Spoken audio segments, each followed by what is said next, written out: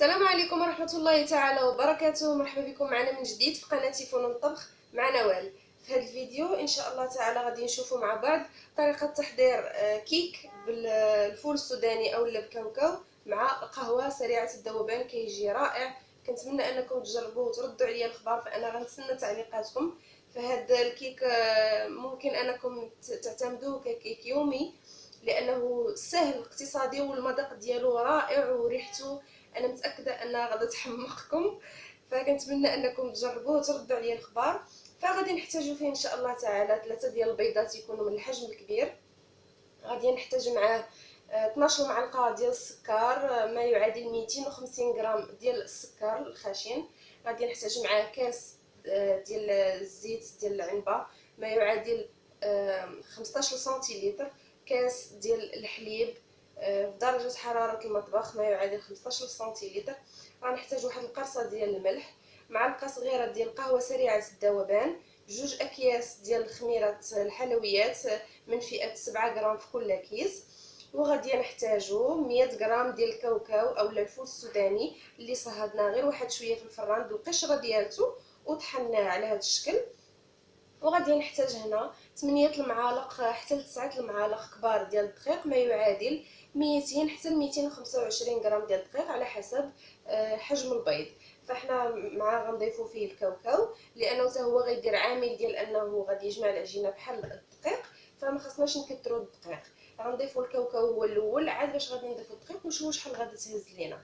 وغادي ندير فيه انا في هذا المول هذا. ممكن نتوما تستعملوا اي مول دائري عادي او لا مستطيل او لا مربع اللي بغيتو، المهم انا غنديرو في هذا المول هذا. فندوزو لطريقه التحضير على بركه الله. بسم الله. غناخذ واحد الاناء على هذا الشكل، غادي ندير فيه 3 البيضات ديالي اللي كيف العاده كنأكد دائما ان البيض يكون في درجه حراره الغرفه، يعني ما يكونش في الثلاجه ونجبدوه نستعملوه. غادي نضيف قرصه ديال الملحه. هنا ما غاديش نضيف لا فاني ولا حتى شي حاجه ديال المنكهات لانني غادي نستعمل قهوه سريعه الذوبان وكاوكاو، يعني ما غاديش يخلي لنا الزفور هذا البيض. فغادي نضيف هنايا السكر. كيف قلت لكم هنا عندي 12 معلقه ديال السكر. علاش هنا درت 12 معلقه ديال السكر وماشي 10 المعالق؟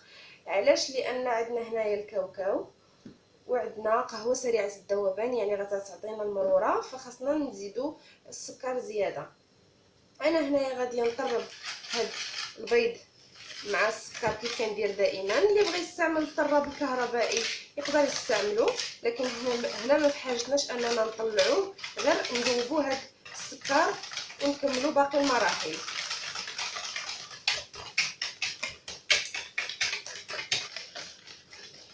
فمن بعد ما ذوبت السنيده على هذا الشكل مع البيض كيف كتشوفوا، دابا غادي نضيف الزيت. على فكره انا هنا مشعله الفران، نديريه على اعلى درجه ديال الحراره. غادي نخليه كيسخن مزيان بيد ما كملت. عاد باش غادي نقصوه غادي ننزلو 170 حتى 180 ماكسيموم، وغادي ندير هكا طيب. فانا هنايا غادي نحرك هذا الزيت هذا مع البيض حتى يتقال عندنا الخليط كيف كتشوفوا على هذا الشكل.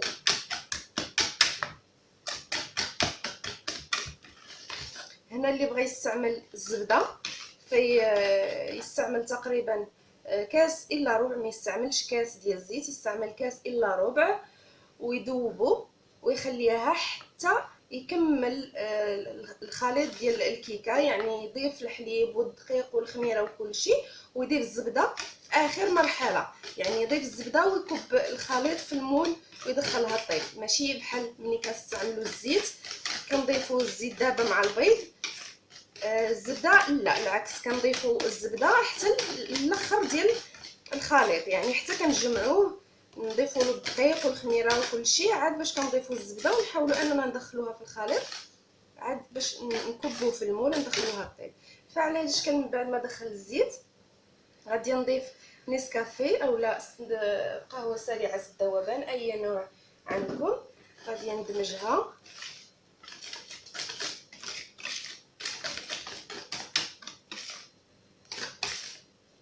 فهنا حنا ما حاجتناش اننا نذوبوها يعني تندمج بشكل تام مع الخليط. فهاد الحبيبات ملي كيبقاو في الخليط على هذا الشكل فاش كطيب الكيكه كيجيونا رائعين ملي كنكونوا تناكلوها. يعني احنا ماشي بحاجه اننا نذوبوها. غادي نضيف دابا الكاوكاو، وغادي نضيف الحليب، غادي ندمج هذا الشيء.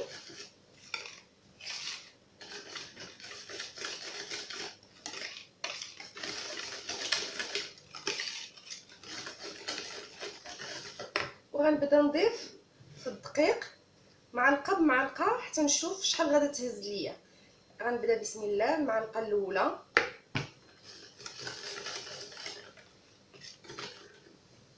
المعلقه الثانيه،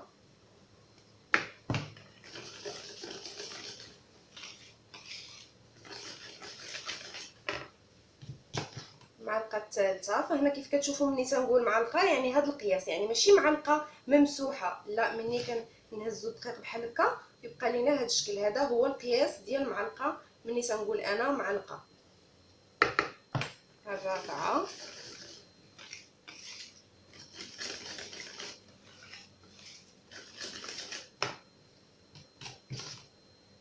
خامسه،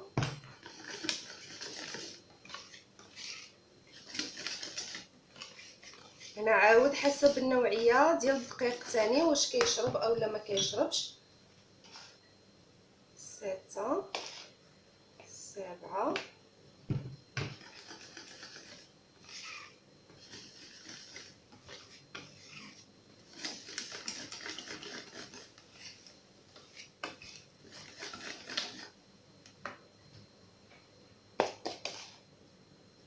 الثانية،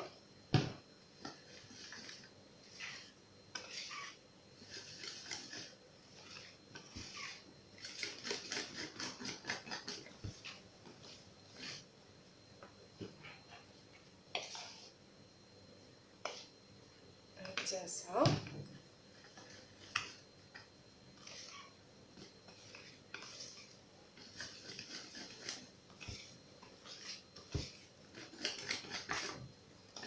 صافي. فهذا هو الخليط اللي خصنا نتحصلوا عليه، يعني ماشي جاري وماشي عاقد.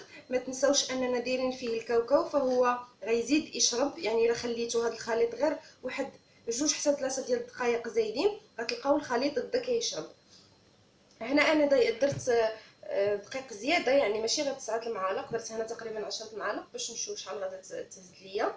هنا عندي 2 اكياس ديال الخميرات الحلويات من فئه 7 غرام في كل كيس، غادي نضيفو.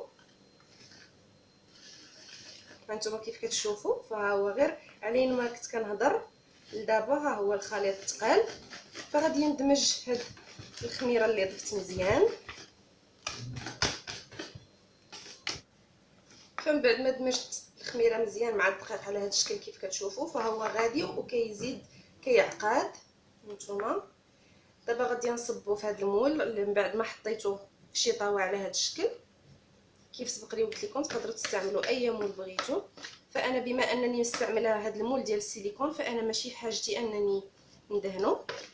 نتوما بطبيعه الحال الا استعملتوا شي مول ديال الحديد او لا شي مول ديال الدجاج، يعني نتوما مضطرين انكم دهنوه بالزبده وترشوه بالدقيق باش ما يلصقش لكم الكيك. فانا هنا غادي ندخل المول ديال الكيك الفران. كيف سبق لي قلت لكم مشعله كيسخن على اعلى درجه. غادي ننزلو دابا ل 170 حتى ل 180 ماكسيموم. غادي نخليها كطيب على خاطرها تقريبا من 30 حتى ل 45 دقيقه حسب الفرن ديال كل واحد. المهم هو اننا ما نحلوش عليها الفران لمده ديال 30 دقيقه الاولى. فهذا هو الشكل النهائي كيف كتشوفوا من بعد ما طيبتها وخرجتها من الفران. فكنأكد على اللي غادي يستعمل مول ديال السيليكون بحالي، فماشي غير يخرجها من الفران ويحيدها من المول، يخليها حتى تبرد تماما، يعني عاد يحيدها من المول باش ما تخسر ليش وتحافظ على الشكل ديالها. كيف كتشوفوا فهي ريحتها رائعه عطيه، كنتمنى انكم تجربوها. فهذا هو الشكل ديالها كيفاش كتجي من الداخل. شوفوا كيفاش كتجي رطبه واسفنجيه، مذاقها وريحتها رائعه. كنتمنى انكم تجربوها، اكيد غادا تنال اعجابكم.